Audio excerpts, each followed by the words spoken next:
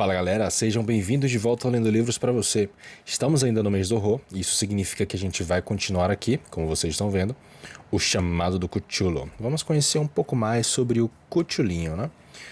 Então, deixa o like no vídeo, se inscreve no canal para continuar acompanhando e bora continuar aqui. Então, parte 2, o conto do inspetor Legrasse. As antigas questões que tornaram o sonho do escultor e o baixo relevo tão importantes para o meu tio compõem o tema da segunda metade do seu extenso manuscrito. Ao que parece, o professor Angel conhecia a silhueta infernal da monstruosidade inominada. Já se viu intrigado com os hieróglifos desconhecidos e teria ouvido as ominosas sílabas que podem ser apenas resumidas como Cthulhinho. E tudo isso numa conexão tão radical e horrível que não admira que ele tenha perseguido o jovem Wilcox com questionamentos e demandas por informações. Essa primeira experiência teve lugar, ou seja, aconteceu em 1908, 17 anos antes, quando a Sociedade Arqueológica Americana realizou seu encontro anual em St. Louis. O professor Angel, como é próprio de alguém com seus feitos e autoridade, teve uma participação proeminente em todas as deliberações e foi um dos primeiros a ser abordado por vários estranhos que se aproveitaram da convocação para apresentar questões em busca de respostas corretas e soluções especializadas para determinados tipos de problemas. O líder desses forasteiros, e por pouco tempo o foco de interesse do encontro, era um homem de meia idade e aparência ordinária que percorreu todo o caminho desde New Orleans para buscar certas informações impossíveis de obter de qualquer fonte local. Seu nome era John Raymond Legrasse, um inspetor policial. Ele levava consigo o motivo de sua visita, uma grotesca e repulsiva estatueta de pedra, aparentemente muito antiga, cuja origem ele era incapaz de determinar. Não devemos especular sobre o interesse arqueológico do inspetor Legrasse. Pelo contrário, seu desejo por esclarecimento era impulsionado por considerações puramente profissionais. A estatueta, ídolo, fetiche ou o que quer que fosse, foi apreendida alguns meses antes nos pântanos arborizados do sul de New Orleans, quando invadiram um suposto encontro voodoo cujos ritos eram tão singulares e hediondos que seria impossível para a polícia não perceber que havia tropeçado num culto totalmente desconhecido e infinitamente mais diabólico que os mais obscuros círculos voodoos africanos. Aí vai ter um pouquinho de racismo, preconceito, mas... Ô Lovecraft, me ajuda aí, cara. Me ajuda, irmão. Complicado, hein? De sua origem, a não ser pelos relatos erráticos e inacreditáveis arrancados dos membros que foram presos, absolutamente nada foi descoberto. Daí, a ânsia da polícia por qualquer tradição antiquária que poderia lhes ajudar a situar o pavoroso símbolo para, através dele, rastrear o culto até sua fonte principal. O inspetor Legrasse estava pouco preparado para a sensação que sua demanda causaria. Um vislumbre da coisa foi suficiente para colocar os homens da ciência ali reunidos num estado de excitação, os quais imediatamente se amontoaram ao redor para contemplar a figura diminuta cuja extrema estranheza e ar de genuína antiguidade abismal sugeriam tão fortemente paisagens ocultas e arcaicas. Nenhuma escola de arquitetura conhecida poderia ter sido responsável por animar o objeto terrível, embora séculos ou até milênios parecessem marcar sua diáfana superfície esverdeada de pedra inidentificável. Chamar o Sergião Sacani para identificar essa pedra aí, né? Já que ele é geólogo. Ai, ai. A figura, que por fim foi passada lentamente de mão em mão para um estudo mais detalhado e cuidadoso, tinha entre 16 e 20 centímetros de altura e apresentava uma estranha qualidade artística. Representava um monstro com uma vaga silhueta antropóide, mas cuja cabeça lembrava a de um polvo, com um rosto formado por uma massa de tentáculos, um corpo escamoso de aparência emborrachada, garras prodigiosas nas patas traseiras e dianteiras e longas e estreitas asas nas costas. Ou seja, tem um desenho aqui, né? Deixa eu lembrar pra vocês. Aí. Tipo isso aí, né? Horrível. Essa coisa, que parecia dotada de uma temível e inatural malignidade, tinha uma corpulência um tanto inchada e se agachava de forma maléfica sobre um bloco ou pedestal retangular coberto de caracteres indecifráveis. As pontas das asas tocavam a parte de trás do bloco e o assento ocupava o centro, enquanto as garras longas e recurvadas de suas patas dobradas e acocoradas agarravam a parte frontal, estendendo-se por um quarto do caminho até o fundo do pedestal. A cabeça cefalópode se curvava para frente de forma que as pontas dos tentáculos faciais varriam as enormes patas dianteiras que agarravam os joelhos elevados da coisa agachada. O aspecto de todo era anormalmente vívido e ainda mais sutilmente amedrontador porque sua fonte era totalmente desconhecida. Sua vasta, incrível e incalculável idade era inequívoca, embora não revelasse elo algum com qualquer forma conhecida de arte pertencente à juventude da civilização, ou de fato a qualquer outro tempo. Totalmente separada e apartada, sua própria matéria-prima era um mistério, pois a pedra saponácea verde escura, com pontos dourados ou iridescentes e estrias, não lembrava nada a familiar geologia ou a mineralogia. Os caracteres ao longo da base também eram incompreensíveis, e nenhum dos membros presentes, a despeito de representarem metade dos peritos do mundo nesse campo de conhecimento, nenhum deles fazia a mínima ideia do seu parentesco linguístico ainda mais remoto. Essa escrita, assim como o tema e o material da escultura, pertencia a algo horrivelmente remoto e distinto da humanidade que conhecemos. Algo que sugeria de modo apavorante ciclos de vida antigos e blasfemos dos quais nosso mundo e nossas concepções não fazem parte. Porém, enquanto os membros balançavam gravemente a cabeça e confessavam sua derrota diante do problema do inspetor, havia um homem naquela reunião que suspeitava de alguma familiaridade bizarra na forma monstruosa e na inscrição, o qual com presteza relatou com alguma modéstia a estranha ninharia que conhecia. Essa pessoa era o falecido William Channing Webb, professor de antropologia da Universidade de Princeton e um explorador notório. O professor Webb esteve envolvido 48 anos antes em uma expedição à Groenlândia e à Islândia em busca de algumas inscrições rúnicas que ele falhou em desenterrar. E enquanto subia a costa ocidental da Groenlândia, encontrou uma tribo ou culto singular de esquimós degenerados cuja religião, uma forma curiosa de louvor ao diabo, o arrepiou com sua deliberada e repulsiva sede de sangue. Era uma crença pouco conhecida pelos demais esquimós, a qual, mencionada apenas com temor, afirmavam ser oriunda de éons horrivelmente antigos, anteriores à criação do mundo. Além de ritos inomináveis e sacrifícios humanos, havia certos rituais hereditários bizarros, destinados a um supremo mal antigo, ou Tornasuk. E o professor Webb fez uma cuidadosa transcrição fonética de um velho Angekok, ou mago sacerdote, expressando os sons em letras romanas da melhor forma possível. Mas no momento tinha maior significado o fetiche que esse culto acolheu, em torno do qual seus membros dançavam quando a aurora despontava sobre as falésias de gelo. O professor afirmou que era um baixo relevo em pedra, muito rústico, composto de uma imagem hedionda e alguns escritos crípticos.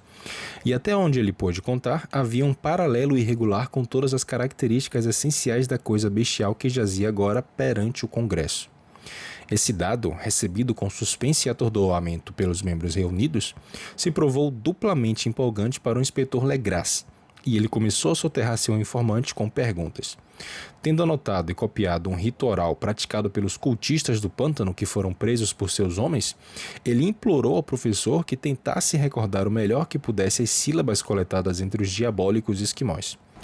Seguiu-se então uma exaustiva comparação de detalhes e um momento de silêncio realmente perplexo quando ambos, inspetores cientistas, entraram em acordo a respeito da identidade virtual da frase comum aos rituais infernais separados por tantos mundos de distância.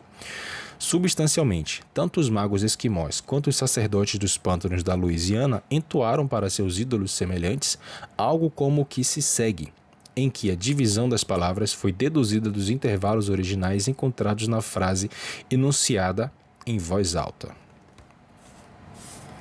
Fringlui, Miglaf, Cthulhu Hilie, Wagnala Fitagam. Legrasse, nesse ponto, estava adiantado em relação ao professor Webb, pois vários de seus prisioneiros mestiços reproduziram o que os cultistas mais antigos contaram a respeito do significado das palavras. Esse texto, conforme indicado, significa algo como: em sua casa, em Rilé, Cthulhu morto aguarda sonhando. E agora, em resposta a uma demanda geral e urgente, o inspetor Legrasse relatou de maneira mais íntegra possível sua experiência com os cultistas do pântano e narrou uma história a qual, percebo, meu tio atribuiu um profundo significado. Ele saboreou os mais loucos sonhos dos criadores de mitos e teosofistas, descobrindo um grau impressionante de imaginação cósmica entre tais semicastas e párias. No dia 10 de novembro de 1907, chegaram à polícia de New Orleans chamados desesperados que vinham do pântano e da região das lagoas ao sul. Os residentes, a maioria primitiva, embora descendentes da boa natureza dos homens de Latif, sofreram um forte ataque de terror causado por uma coisa desconhecida que os assaltou durante a noite. Era voodoo aparentemente, mas de um tipo mais terrível do que eles jamais conheceram. E algumas de suas mulheres e crianças desapareceram desde que o tom-tom malévolo iniciou sua batida incessante ao longe, nas entranhas da assombrada floresta negra onde nenhum habitante se aventurava. Ouviam-se berros insanos e gritos perturbadores, cânticos de fazer regelar a alma e diabólicas chamas que dançavam, e acrescentou o aterrorizado mensageiro, o povo já não era mais capaz de aguentar. Então, uma tropa de 20 policiais enchendo 2 carroças e um automóvel partiu no fim da tarde levando o assustado morador como guia. Ao fim da estrada trafegável, eles desembarcaram de seus veículos e por alguns metros se espalharam em silêncio pela terrível mata de ciprestes, onde um dia nunca chega. Raízes feias e malignos cipós pendentes de musgo espanhol os atrapalhavam, e de vez em quando uma pilha de rochas escorregadias ou fragmento de uma parede apodrecida intensificava, com sua sugestão de mórbida habitação, uma depressão criada pela combinação de cada árvore mal formada e de cada amontoado de fungos. Ao longe, surgiu o assentamento, um amontoado miserável de cabanas, e moradores histéricos correram para se juntar ao grupo de lanternas elétricas. Agora, dificilmente se percebia ao longe a batida abafada dos tontões, e um berro se fazia ouvir em intervalos frequentes quando o vento mudava de direção. Além disso, um brilho avermelhado parecia se infiltrar através da vegetação rasteira, além das infinitas avenidas de floresta noturna. Relutantes com a possibilidade de serem deixados sozinhos novamente, cada um dos intimidados residentes se recusou terminantemente a avançar sequer mais 1 centímetro em direção à cena de profana adoração. Então, o inspetor Legrasse e seus 19 colegas partiram sem guias rumo ao interior das negras arcadas de horror, que jamais foram pisadas por nenhum deles antes. A região que a polícia agora penetrava tinha tradicionalmente uma má reputação, era substancialmente desconhecida e não frequentada por homens brancos. Havia lendas de um lago escondido, nunca vislumbrado por olhos mortais, no qual habitava uma coisa enorme, deformada, branca, poliposa e de olhos luminosos. E os moradores aos murmúrios contavam sobre demônios com asas de morcego que saíam voando de cavernas do centro da terra em direção ao culto da meia-noite. Eles dizem que a coisa já estava lá antes de Iberville, antes de La Salle, antes dos índios, antes mesmo da totalidade das bestas e pássaros da floresta. Era o pesadelo encarnado, e contemplá-lo significava a morte. Mas ele fazia com que os homens sonhassem, e assim eles sabiam o suficiente para se manter afastados. A presente orgia voodoo ocorria de fato no canto mais ordinário dessa área abjeta, mas a localidade já era suficientemente ruim. Por isso, quem sabe o próprio local de adoração tenha aterrorizado os nativos mais do que os sons chocantes e os incidentes. Apenas a poesia ou a loucura poderiam fazer jus aos ruídos ouvidos pelos homens de Legrasse enquanto se embrenhavam no brejo negro, a caminho do brilho vermelho e dos tontões abafados. Havia tipos vocais peculiares aos homens e tipos vocais peculiares às bestas, e é terrível ouvir um deles quando a fonte deveria remeter ao outro. Fúria animal e licenciosidade orgástica se lançavam às alturas demoníacas através de uivos e um guinchar de êxtase que se espalhavam e reverberavam por aquelas matas noturnas, como tempestades pestilentas vindas dos golfos do inferno. O ulular pouco organizado cessava ocasionalmente, e do que parecia ser um coral bem ensaiado de vozes equinas se erguia, em cantada recitação, a hedionda frase ou ritual. Finingilui Milonaf Kuchulu Hilie Uagá Nagli Fetagen. Dicção perfeita, ninguém reclamando aí não, tá bom? Muito obrigado. Então, os homens chegando num ponto em que as árvores eram mais finas, alcançaram subitamente a visão do próprio espetáculo. 4 deles cambalearam, um desmaiou e 2 caíram em um choro frenético que a louca cacofonia da orgia, por sorte, encobriu. Ligrace borrifou água do pântano no rosto do homem desfalecido e todos pararam, tremendo e quase hipnotizados com o horror. Em uma clareira natural do pântano havia uma ilha gramada de talvez um acre de extensão, livre de árvores e toleravelmente seca. Nesse momento, saltava e se contorcia nessa ilha a horda mais indescritível de anormalidade humana que ninguém, a não ser um Simi ou um Angarola, seria capaz de retratar. Simi foi um pintor inglês cuja obra ganhou fama no período final da Era Vitoriana por incluir imagens estranhas e fantásticas.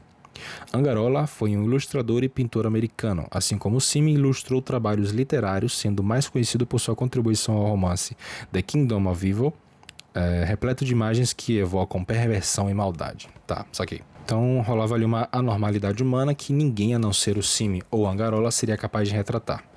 Despida, essa cria híbrida zurrava, berrava e se contorcia sobre uma fogueira monstruosa em formato de anel, no centro da qual, revelado por ocasionais falhas na cortina de fogo, havia um grande monólito de granito com cerca de 2,5 metros de altura, em cujo topo, incongruente em sua pequenez, jazia a nociva estátua entalhada. De um grande círculo de 10 tablados montados a intervalos regulares com o monólito cercado de chamas no centro, pendiam de cabeça para baixo os corpos estranhamente mutilados dos moradores desamparados que haviam desaparecido. Era dentro desse círculo que a roda de adoradores saltava e rugia. A direção geral do movimento em massa se dava da esquerda para a direita num bacanal sem fim entre o círculo de corpos e o círculo de fogo. Pode ter sido imaginação ou apenas os ecos que induziram um dos homens, um hispânico impressionável, a pensar ter ouvido respostas antifônicas ao ritual vindas de algum ponto distante e não iluminado, bem no interior daquela mata de horror antiga e lendária. Esse homem, Joseph D. Galvez, que mais tarde encontrei e inquiri, se provou perturbadoramente imaginativo. De fato, ele foi tão longe a ponto de sugerir um fraco bater de grandes asas, o lampejo de olhos brilhantes e uma massa branca montanhosa, além de árvores mais remotas. Mas suponho que ele tenha ouvido superstições nativas demais. Tá bom. Na verdade, a terrificante pausa dos homens foi comparativamente breve. O dever primeiro. E embora houvesse cerca de 100 celebrantes mestiços na turba, a polícia confiou em suas armas de fogo e se lançou resolutamente contra o bando nauseabundo. Por 5 minutos, o barulho e o caos foram indescritíveis. Cargas gigantes foram detonadas, tiros disparados e fugas empreendidas, mas por fim, Ligrace foi capaz de contar cerca de 47 prisioneiros intratáveis, que lhe obrigou a se vestir rapidamente e se colocar em fila entre 2 carreiras de policiais. 5 cultistas caíram mortos e 2 severamente feridos foram carregados em macas improvisadas por seus colegas presos. A imagem sobre o monólito, é claro, foi cuidadosamente removida e levada por Ligrace. Examinados nos quartéis após uma viagem de intenso esforço e cansaço, todos os prisioneiros se provaram homens de origem muito baixa e mestiçada, tipos mentalmente aberrantes. A maioria era de marinheiros e alguns poucos negros e mulatos, em grande parte indianos ocidentais ou portugueses de Brava das ilhas de Cabo Verde, que emprestavam um tom de voduísmo ao culto heterogêneo. Mas antes que muitas questões fossem feitas, se tornou manifesto que algo bem mais profundo e antigo do que um simples fetichismo sombrio estava envolvido. Degradadas e ignorantes como eram, as criaturas se apegavam com consistência surpreendente à ideia central de sua abominável fé. Eles adoravam, diziam, os grandes antigos que viveram eras antes da existência de qualquer homem e que vieram ao jovem mundo pelo céu. Esses antigos se foram agora, para dentro da terra ou sob os mares, mas seus corpos mortos contavam segredos nos sonhos dos primeiros homens, os quais criaram um culto que nunca morre. Esse era o culto e os prisioneiros afirmavam que ele sempre existiu e sempre existirá, escondido em ermos distantes e locais obscuros por todo o mundo, até que o grande sacerdote Cthulhu, nosso querido Cthulhinho, de seu escuro lar na poderosa cidade de Hylia, submersa nas águas, se erga e se submeta novamente à terra ao seu domínio. Um dia ele chamará, quando as estrelas estiverem prontas e o culto secreto estará sempre à espera para libertá-lo. Por enquanto, nada mais deve ser dito. Havia um segredo que nem mesmo a tortura poderia extrair. A humanidade não está absolutamente solitária entre as coisas conscientes da Terra, pois formas saíram da escuridão para visitar os poucos fiéis. Mas esses não eram os grandes antigos. Homem algum viu os antigos. O ídolo entalhado era o grande Cthulhu. Porém, não é possível dizer se os antigos são ou não precisamente como ele. Ninguém é capaz de ler a antiga inscrição agora, mas coisas foram ditas boca a boca. O ritual cantado não era o segredo. O segredo no caso, jamais foi falado em voz alta, sendo apenas sussurrado. O cântico significava apenas isso. Em sua casa, Hylie, Cthulhu morto, aguarda sonhando. Apenas 2 entre os prisioneiros estavam suficientemente sãos para a forca, e o restante foi enviado para várias instituições. Todos negavam ter participado dos assassinatos ritualísticos e afirmaram que a matança foi cometida pelos alagados negros que vieram até eles de sua assembleia imemorial na Floresta Assombrada. Mas a respeito desses aliados misteriosos, nenhum relato coerente pôde ser obtido. As informações que a polícia conseguiu extrair vieram de um mestiço muito velho chamado Castro, que alegou ter viajado para portos estranhos e conversado com líderes imortais do culto nas montanhas da China. O velho Castro se lembrava de trechos de lendas hediondas que povoavam as especulações de teosofistas e fizeram com que o homem e o mundo parecessem de fato recentes e transitórios. Que de fato é, né? Houve éons durante os quais outras coisas comandavam a terra, e eles tiveram cidades grandiosas. Suas ruínas, relatou o velho, conforme lhe foi contado pelos chineses imortais, suas ruínas ainda podiam ser encontradas como rochas ciclópicas em ilhas do Pacífico. Todos morreram há vastos períodos de tempo antes da chegada do homem, mas existiam atos capazes de revivê-los quando as estrelas voltassem para suas posições corretas no ciclo da eternidade.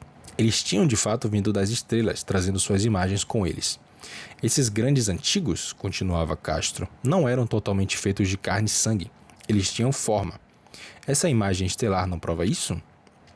Mas essa forma não era feita de matéria. Quando as estrelas estão em sua devida posição, eles são capazes de saltar entre os mundos através do céu. Porém, com as estrelas desalinhadas, eles não podem viver. Mas embora não estejam vivos, eles jamais morrem realmente.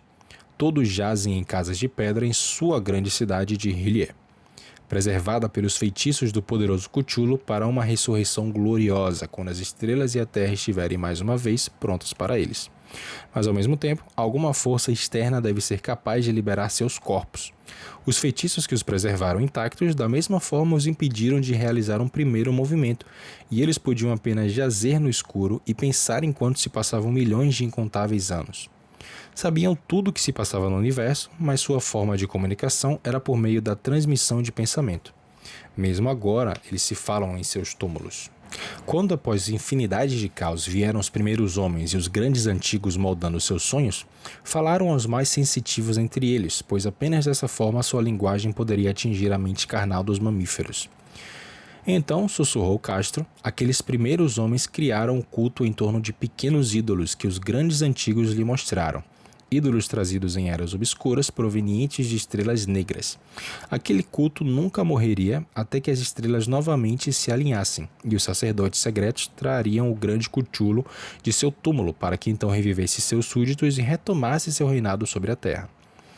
A época seria fácil de adivinhar, pois então a humanidade terá se tornado tal e qual os grandes antigos, livre e selvagem além do bem e do mal, dispensando leis e morais, e todos os homens gritando e matando e se refestelando em gozo. Então, os antigos libertos lhe ensinariam novos meios de gritar e matar e se refestelar e se regozijar, e toda a terra arderá em um holocausto de êxtase e liberdade. Até lá, o culto, através de seus ritos próprios, deve manter viva a memória desses costumes antigos, lançando a sombra da profecia do seu retorno. Nos tempos mais antigos, os homens escolhidos falavam em sonhos com os antigos sepultados, mas então algo ocorreu. A grande cidade de pedra de Hylie, com seus monólitos e sepulcros, foi tragada pelas ondas, e as profundas águas repletas daquele mistério primal que nem mesmo o pensamento pode atravessar, interrompeu o intercurso espectral. Tá bom, né? Porém, a memória nunca morre, e altos sacerdotes diziam que a cidade se ergueria novamente quando as estrelas estivessem alinhadas. Se eu ouvir de novo mais uma vez esse negócio de estrelas se alinhando, eu vou ficar um pouquinho desequilibrado aqui. Então surgiram do solo os negros espíritos da terra, mofados e sombrios, repletos de rumores diáfanos, ouvidos em cavernas das profundezas esquecidas do mar. Mas deles o velho Castro não ousou falar muito. Ele se interrompeu bruscamente e nenhuma persuasão ou subterfúgio poderia fazê-lo prosseguir nessa direção. Também o tamanho dos antigos ele curiosamente não ousou mencionar. A respeito do culto, ele afirmou suspeitar que o centro se localizava entre os desertos sem rumo da Arábia, onde Irém, a cidade dos pilares, sonha oculta e intocada. Não tinha ligação alguma com o culto europeu às bruxas e era virtualmente desconhecido para além de seus membros. Livro algum sugeriu de fato, embora os imortais chineses tenham contado que no Necronomicon do árabe louco Abdul Al-Hazed havia duplos sentidos que os iniciados poderiam interpretar a seu critério, especialmente esse díptico muito discutido. Abre aspas. Morto não é o que está eternamente a jazer, e em éons estranhos mesmo a morte pode morrer. Fecha aspas. Legrasse, profundamente impressionado e não pouco confuso, inquiriu em vão a respeito das afiliações históricas do culto. Castro aparentemente contou a verdade quando disse que era completamente secreto. Sinto muito, Legrasse. Os especialistas da Universidade de Tulane não conseguiram elucidar nem o culto nem a imagem, e agora o detetive estava diante das mais altas autoridades do país, deparando-se com nada menos que o conto neozelandês do professor Webb. O interesse febril pela história de Legrasse, despertado no encontro e corroborado pela estatueta, ecoou na correspondência subsequente que os dois trocaram. Apesar de escassas menções nas publicações formais da sociedade, precaução é o primeiro cuidado daqueles acostumados a encarar a charlatanice ocasional e a impostura. Por algum tempo, Legrasse emprestou a imagem ao professor Webb, mas quando esse último veio a falecer, o objeto lhe foi restituído e permanece em sua posse, onde a vi não muito tempo atrás. É verdadeiramente uma coisa terrível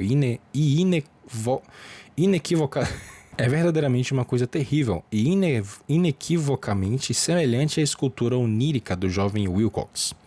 Não me admira que meu tio tenha se empolgado com a história do jovem escultor, pois que tipo de coisas poderíamos pensar ou ouvir depois de tomar conhecimento do que Legrasse aprendeu sobre o culto?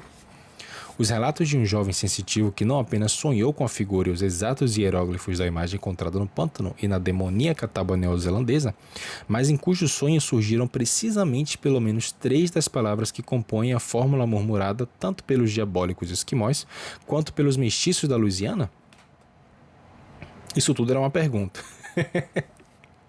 Frase muito grande, cara. O início imediato de uma investigação dos mais ínfimos detalhes pelo professor Angel era iminentemente natural, embora secretamente eu suspeitasse que o jovem Wilcox tenha ouvido a respeito do culto de alguma forma indireta e que possa ter inventado uma série de sonhos para inflamar e fazer perdurar o mistério em detrimento do meu tio. As narrativas oníricas e a coleção de recortes do professor eram, é claro, uma forte corroboração, mas o racionalismo da minha mente e a extravagância de todo o assunto me levaram a adotar aquela que julguei ser a conclusão mais sensata. Então, após estudar detalhadamente o manuscrito mais uma vez e correlacionar as anotações teosóficas e antropológicas com os relatos a respeito do culto fornecido por Legrasse, fiz uma viagem à Providência para ver o escultor e lhe repreender da maneira que mais me pareceu apropriada por ter se imposto tão ousadamente a um homem culto e idoso. Nossa, calma, cara. E eu, hein? O Wilcox ainda vivia sozinho no edifício Fleur de Lis, na Thomas Street, uma imitação hedionda da arquitetura bretã do século XVII, que exibe sua fachada de estuque entre as adoráveis casas coloniais da antiga colina, localizada sob a sombra da mais bela torre de igreja georgiana da América. Encontrei-o trabalhando em seus aposentos e imediatamente percebi pelas amostras por ali espalhadas que sua genialidade era de fato profunda e autêntica. Em algum momento, acredito eu, ele será reconhecido como um dos grandes decadentes, pois ele havia cristalizado em argila e espalhará um dia em mármore aqueles pesadelos e fantasias que Arthur Machen evoca em prosa e Carlos Ashton Smith torna visível em verso e pintura. Taciturno, frágil e de aspecto um tanto desmazelado, ele se virou languidamente quando me anunciei e perguntou o que eu desejava sem se levantar. Quando lhe disse quem era eu, demonstrou certo interesse, pois meu tio despertou toda a sua curiosidade ao problematizar seus estranhos sonhos, embora não tenha explicado as razões de seus estudos. Não alarguei seu conhecimento nesse aspecto, mas busquei sobrepujá-lo com alguma sutileza. Em pouco tempo, me convenci de sua absoluta sinceridade, pois ele falava dos sonhos de uma maneira que ninguém seria capaz de falsear. Os sonhos e seu resíduo inconsciente influenciaram profundamente sua arte, e ele me mostrou uma mórbida estatueta cujos contornos quase me fizeram estremecer pela potência de sua lúgubre sugestão. Possivelmente ele não se recordava de ter visto a forma original dessa coisa, exceto em seu próprio baixo relevo onírico, mas a silhueta havia formado a si mesma insensivelmente sob suas mãos. Era sem dúvidas a forma gigante sobre a qual ele mesmo balbuciou em seu delírio. Logo ficou evidente que, de fato, ele nada sabia a respeito do culto secreto, salvo por aquilo que a doutrinação incansável do meu tio deixou escapar. E, novamente, me esforcei para pensar em alguma maneira pela qual ele poderia ter recebido as estranhas impressões. O escultor falava de seus sonhos de um modo estranhamente poético, fazendo-me enxergar com terrível vividez a úmida cidade ciclópica de escorregadias pedras verdes, cuja geometria, disse ele estranhamente, estava toda errada, e ouvir com assustadora expectativa um incessante chamado semi-mental que vinha do subterrâneo. Cthulhu Ftagan. Cthulhu Ftagan. Essas palavras faziam parte do ritual terrível relacionado ao sonho vigília do morto Cthulhu em sua tumba de pedra na cidade de Hylie, e eu me senti profundamente demovido, apesar de minhas crenças racionais. Wilcox, tenho certeza, ouviu casualmente sobre o culto, logo esquecendo entre a massa de suas peculiares leituras e imaginação igualmente estranha. Mais tarde, em virtude de ser mais que impressionável, ele encontrou expressões subconscientes nos sonhos, no baixo relevo e na terrível estátua que agora eu segurava. De modo que sua impostura junto ao meu tio foi bastante inocente. O jovem era ao mesmo tempo ligeiramente afetado e insolente. Um tipo do qual eu nunca gostei, mas eu já estava inclinado a admitir tanto seu gênio quanto sua honestidade. Me despedi amigavelmente e lhe desejei todo o sucesso que seu talento prometia. A questão do culto ainda me fascinava, e de tempos em tempos eu tinha visões de fama pessoal por pesquisar suas origens e conexões. Visitei New Orleans, conversei com Legrasse e outros do antigo grupo de ataque, vi a imagem horrenda e até mesmo interroguei um dos tais prisioneiros mestiços que tinha sobrevivido. Infelizmente, o velho Castro faleceu tem alguns anos já. O que eu ouvi agora tão explicitamente em primeira mão, apesar de não passar de uma confirmação detalhada do que meu tio escreveu, renovava a minha excitação, pois eu estava seguro de estar em busca de uma religião muito real, muito secreta e muito antiga, cuja descoberta me faria um antropólogo digno de nota.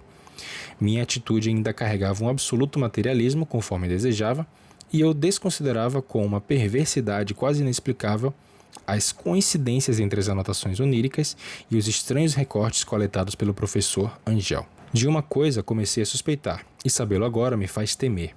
A morte do meu tio estava longe de ter sido natural. Ele caiu em uma ladeira estreita vindo de uma baía empesteada de mestiços estrangeiros após o empurrão descuidado de um marinheiro negro. Não me esqueço do sangue mestiço e dos elos marinheiros comuns aos membros do culto da Louisiana. E não ficaria surpreso ao descobrir métodos secretos e agulhas envenenadas pertencentes ao conhecimento tão rudimentar e antigo quanto seus ritos e crenças crípticas. Legrasse e seus homens, é verdade, foram deixados em paz, mas na Noruega, um certo marinheiro que viu coisas está morto. Não poderiam as questões mais profundas de meu tio, após se deparar com os relatos do escultor, ter alcançado ouvidos sinistros? Acredito que o professor Angel morreu porque sabia demais, ou porque estava perto de saber demais. Se eu seguirei seus passos, é algo que ainda está para ser revelado, pois agora eu sei demais. Meu amigo, se prepara aí. Bom, pessoal, mas então, por hoje é isso. Ficamos então aí com o conto do inspetor Legrasse. Se você gostou, se você chegou até aqui, lembra de deixar o like aí no vídeo, se inscreve no canal para continuar acompanhando o mês do horror aqui no canal, e eu te vejo no próximo vídeo. Um grande abraço.